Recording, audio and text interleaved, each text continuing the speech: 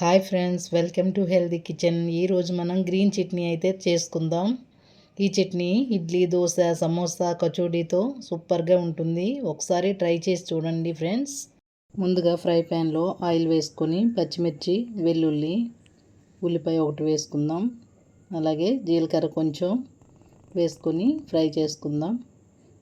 తర్వాత చిన్నగా కట్ చేసి పెట్టుకున్న కొబ్బరి ముక్కలు కూడా వేసుకొని ఫ్రై చేయాలి. ఈ చట్నీ అయితే 10 మినిట్స్లో ఈజీగా తయారు చేసుకోవచ్చు.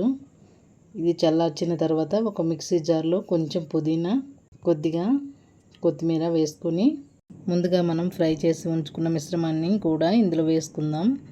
తగినంత ఉప్పు, కొన్ని నీళ్లు వేసుకొని మెత్తగా పేస్ట్లా చేసుకుందాం.